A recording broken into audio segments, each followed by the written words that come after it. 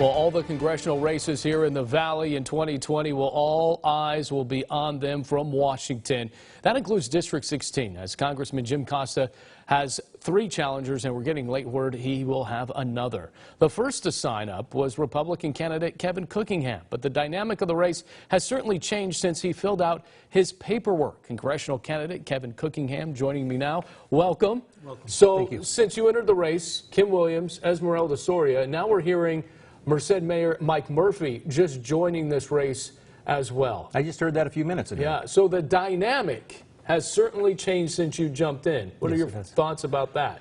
Well, I think there's people jumping in because I think people are feeling that 41 years is a long time. And as I talk to people up and down the 16th district in this area, they're thinking since 1978. I didn't even graduate from college till 81. And he's been in for 41 years, and I think there's a lot of people that, on the Democrat side that say it's time for a change. So you're talking about Costa now.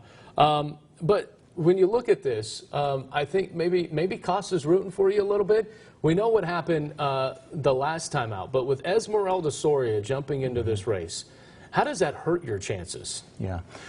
I actually think it helps my chances because I think that Esmeralda, with some of her views, and I believe many of them are fairly far left, don't represent who we are in this valley. I think it'll be a good thing for me because I think I am more representative of who we are in the 16th district.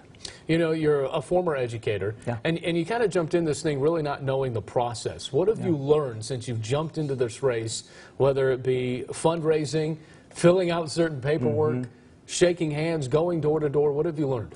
Well, I've just learned you've got to get out there everywhere. And I mean the small cities, the large areas. I've got 3 to 4 meetings or groups that I go to pretty much every day. So today I've had 3 or 4. Tomorrow I have 3 or 4. Saturday I have a parade I'm going to be in. We've been doing rallies. We did our first rally on the 10th of this month at Riverstone for kind of Fresno, Madera area. Had almost 200 people out for that rally. Had a country singer, John Pemberton, play at that. What's your fundraising looking like at this point? It's looking, it's coming along. We're probably at about 25 to 30,000 right now. We've got a long ways to go. Yeah, long ways. You're going to need to bump that 200,000. Pretty close. Is it? I mean, is your goal 200, 300,000? No, my goal is about 700,000. 700,000. Okay. Do you feel you can get there? Yes, I mean, I do. The primary is in March, and it's a jungle vote, as you know. So it's the top 2. They get to be on the ballot. So you're going to see some splitting on the Democrat side, right? Splitting of the vote.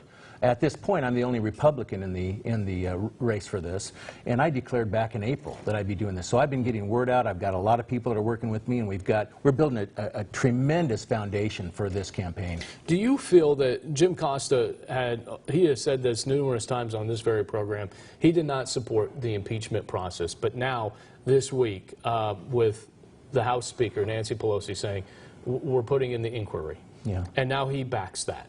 Do you think that could help or hurt him in District 16? Well, I can just tell you when I talk to people what they're saying. And I think people are so tired of people not being able to get things done on both sides. And the thing that scares me is what if the Republicans, the next time a Democrat gets in, say turnabout's fair play? Nothing gets done at that point. So when we talk about impeachment, there's something in our country called due process.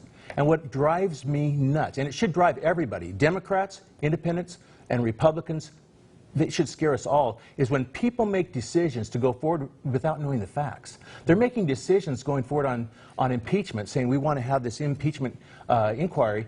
And Nancy Pelosi was saying that before she knew anything. And so people, I think, are getting to the point where they're saying, you know, this is America, it's not North Korea.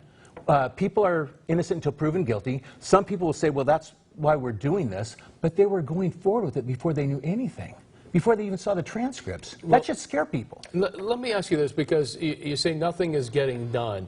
Jim Costa has got some things done. He's put his name on a lot of bills over the time that he's been there. What makes you think that a first-timer that doesn't have congressional experience, that doesn't have the political background that Jim Costa has, and frankly, your opponents do not either have that kind of background. What makes you ready for that?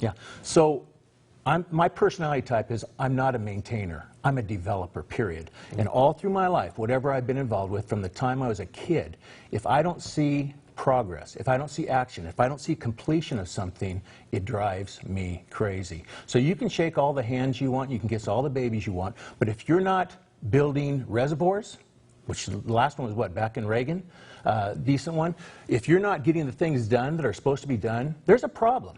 And you can be a nice guy, you can go around and go to parades, but if you're not getting things done, that's an issue. I get things done. Let me ask you this. We'll finish with this. Elizabeth Heng, you know her very well. She was Jim Costa's opponent last year. Didn't win, obviously, but she was pretty good at throwing out some advertisements. What'd you think of her last one? And will you enlist her help when it comes time to political ads? Yeah, I thought it was a little bit too far. Again, I talked about due process and innocent until proven guilty. And so those are some things that I think lead in to some of the things she talked about in her commercial. I like her. I think she's a very smart person. But any commercial I do has one goal. It's not, you know, can you do a funny commercial or you can do something unique. It is what will get a person to know who I am and vote for me. And what I'm finding out as I talk to people is there are tons of Democrats and independents that have the same beliefs that I do. All right. Got to finish it there. Kevin Cookingham, appreciate your time.